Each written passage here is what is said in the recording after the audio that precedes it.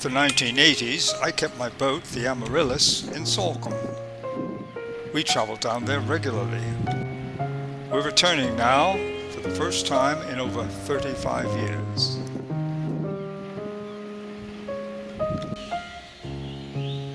Now there's a bus connection from Totnes rail station. They've installed a delightful old-fashioned cafe in the signal box.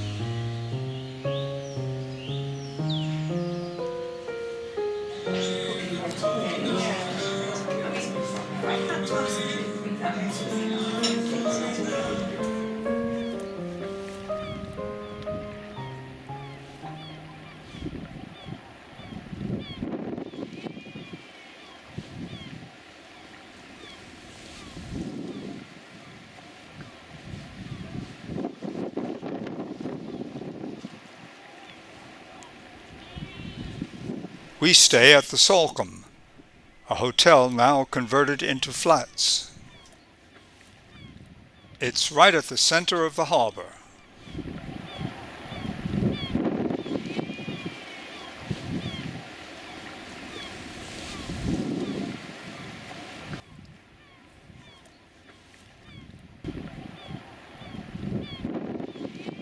And I wouldn't want to be here in the middle of the summer with huge numbers of people in all these apartments and huge number of cars.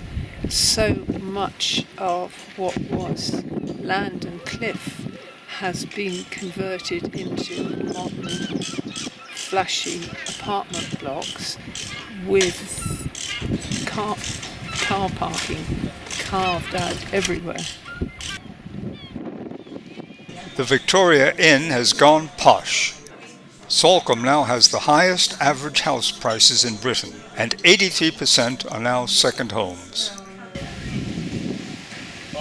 Still, down on Island Street, some of the old workshops hang on.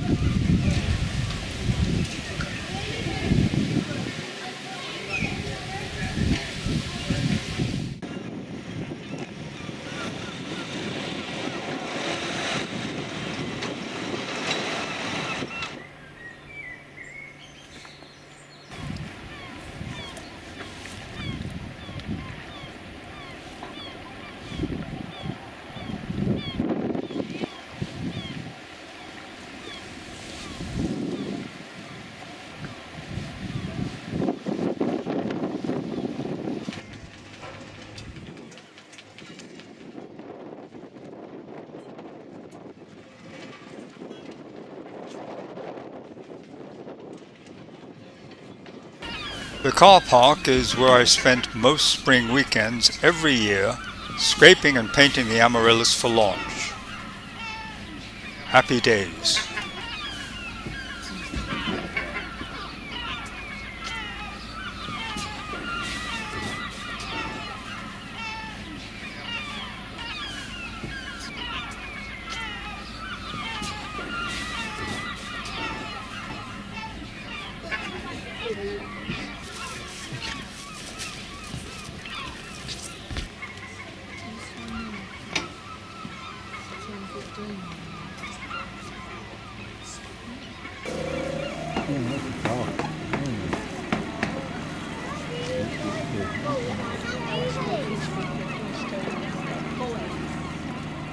Nice one. Where you wanted to be?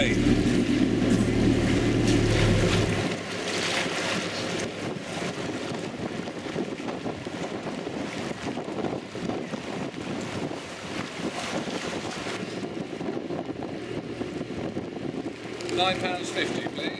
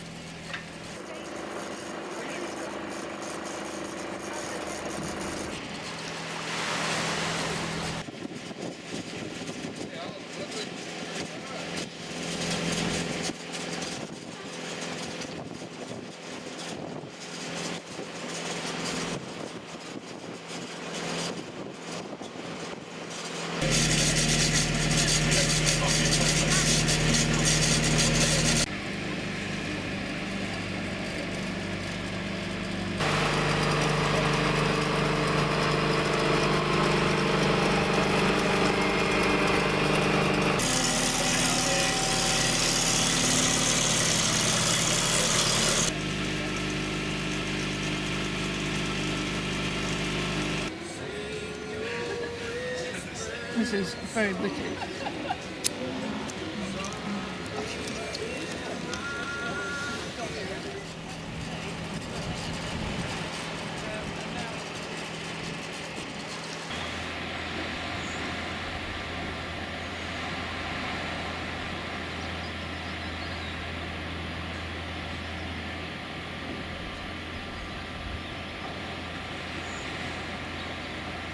They're setting out the visitors' moorings for the fleets of yachts which will soon be crowding in here.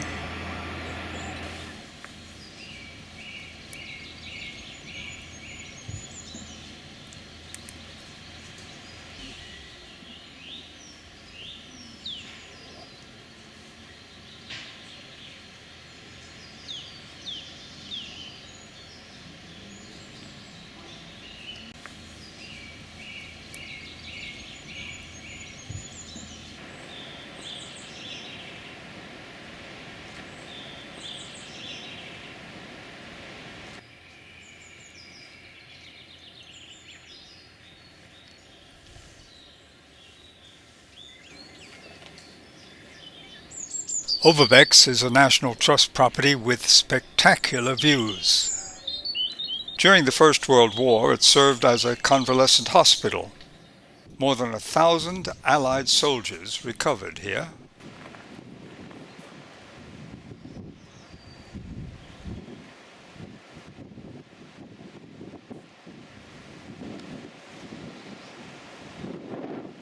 No, we're not in Scotland. That's green, not blue. The flag of Devon.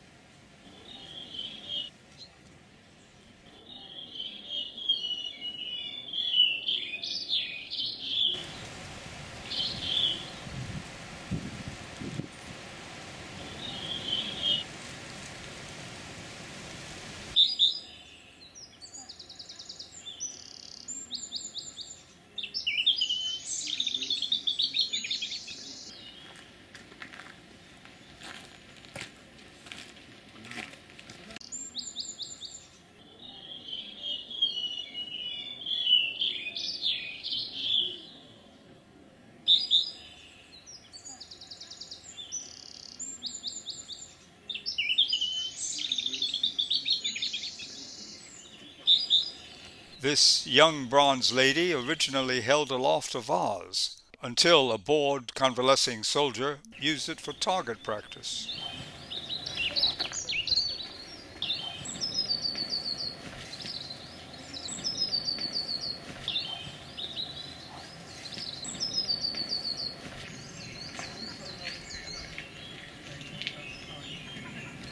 Look at these tiny little tulips.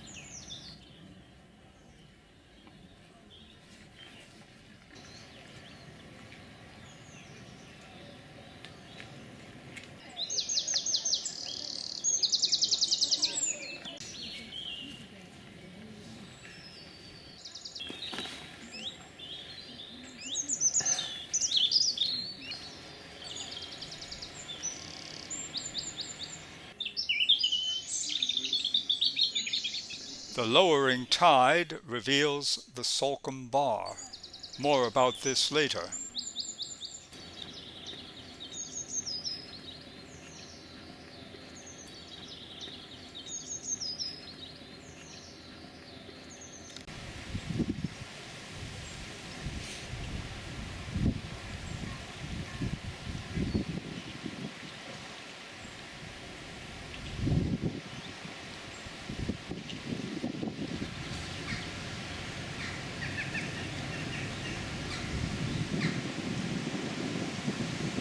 The Bag, where we used to moor the Amaryllis at a pontoon off Winter's Boatyard.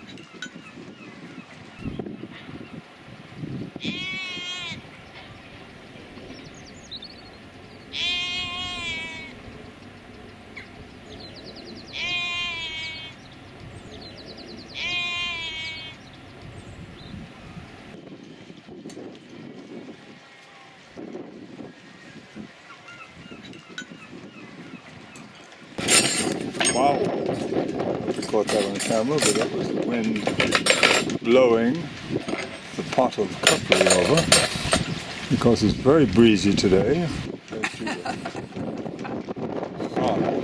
Salut. Amor. Son. The Crab Shack is a welcome addition to the car park. Well, we've divided this into two, which is plenty each. It's squid ink risotto, samphire, and halibut. And what was I going to say? By dividing it up, we've destroyed the Instagrammability, but it doesn't affect the taste. Good. And the sun has stayed with us, so we haven't frozen.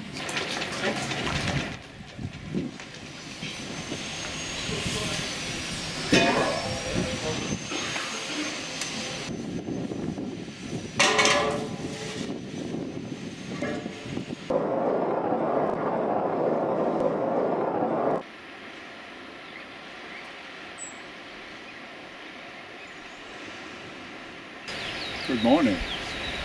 Good morning. East Salcombe, which is across the estuary from Salcombe, which you can see in the distance there. Beaches here, we passed them both now, which are absolutely lovely, made of sand. Don't know what the residents of East Salcombe do in the winter, because I doubt whether the ferry runs in the winter. Anyway, it's a lovely day and a lovely day for a walk.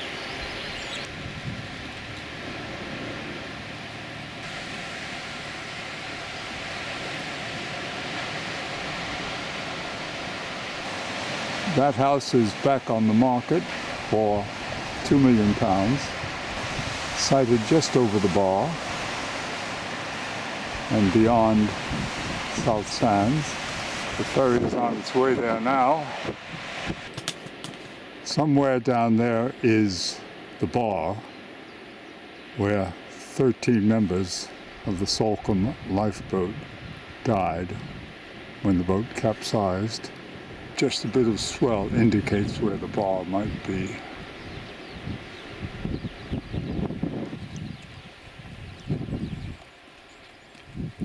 Rubbish collected from the beach below.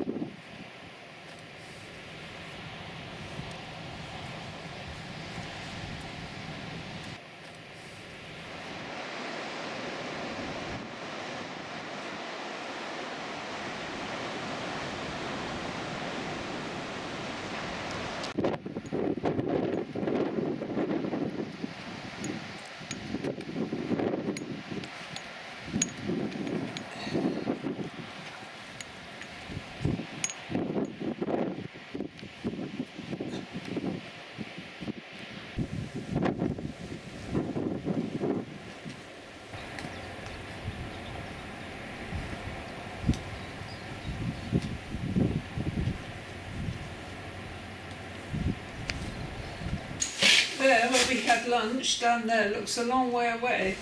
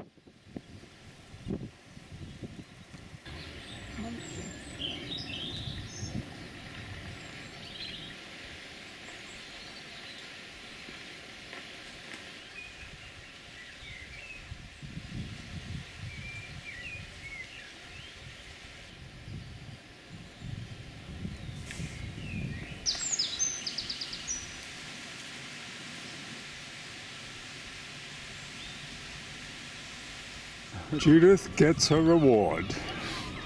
That's vanilla here and honeycomb here, with each has Salcombe mud, this is called, the brown one, but it tastes very nice. Enjoy.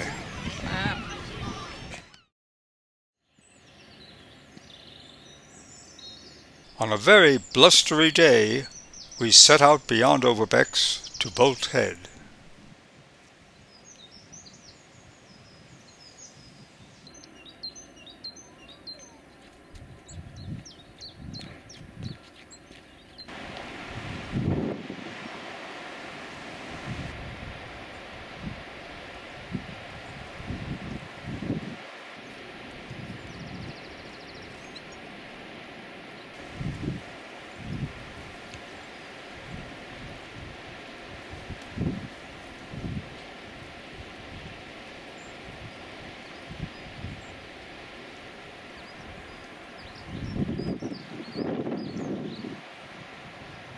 That's just a very preliminary sketch. Well, we look forward to you completing it later today or Right. when you get home. Sometime, yes. Okay. Fine.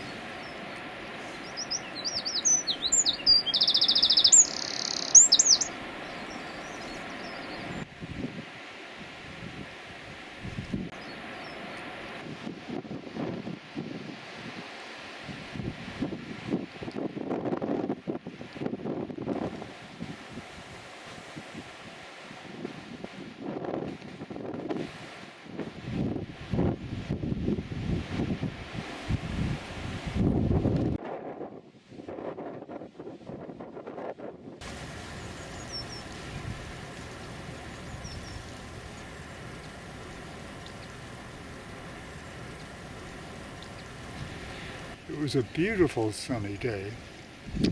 We were anchored over there. There's a little bit of beach over there.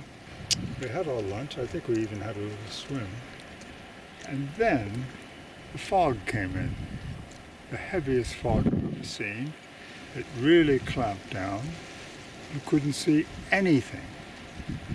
But fortunately, I knew that Salcombe Harbour is up there, which is due north from here. And to get there, all we had to do was to come due west for a certain period. The question was, how long a period?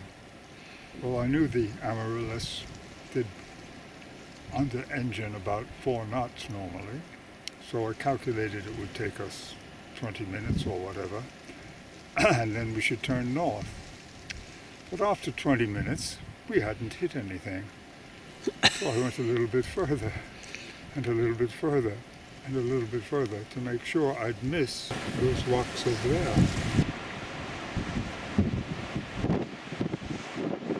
So we blundered on in the fog, and I kept resisting turning north.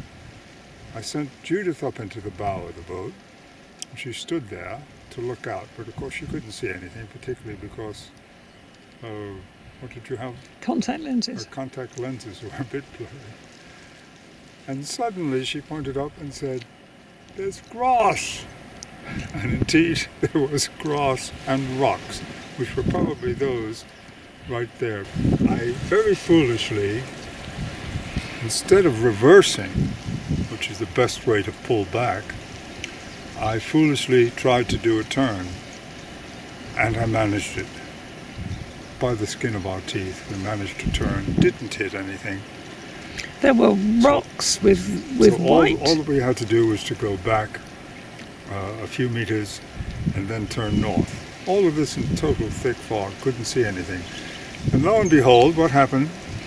A rubber dinghy came up with the Royal Navy Life-Saving Institute people on board it, coming to save us. So we said hello to them, and we turned, and they said to us, "Which way is north?" Because they didn't have a compass and we had a compass. So actually we led the RNLI in, And lo and behold, we got in about where the beaches are over there. It was bright sunshine. The fog was just behind us, this great bank of cloud. And there were people sporting themselves and playing as if it were a sunny day, which it was. End of story.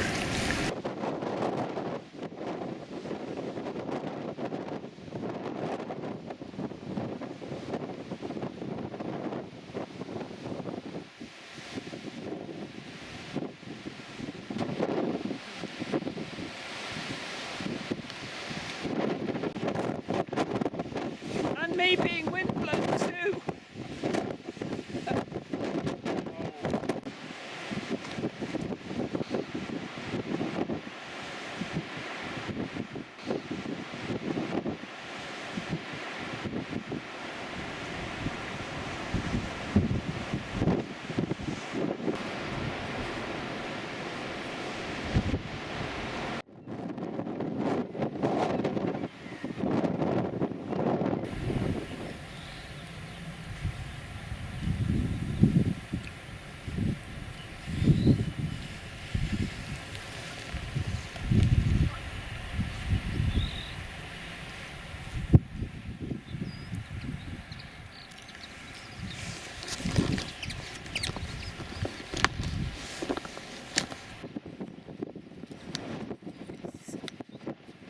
Windy.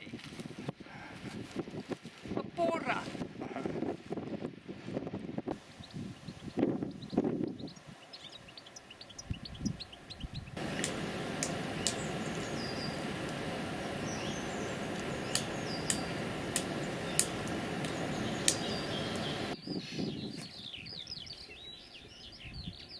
There's the sun coming out.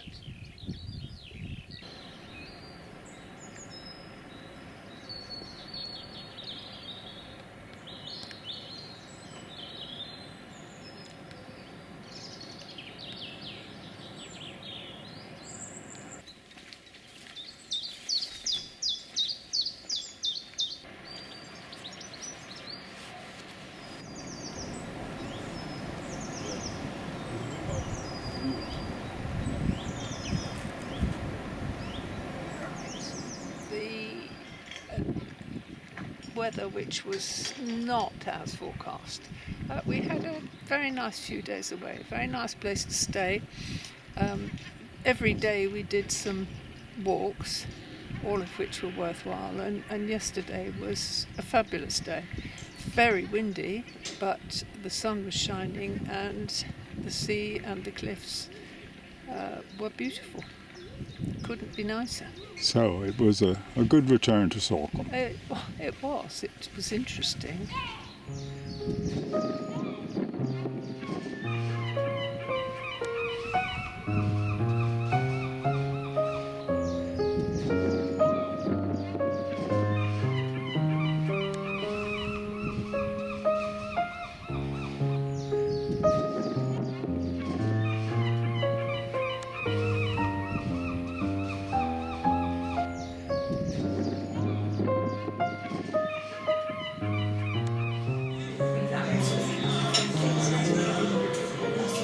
Good drop.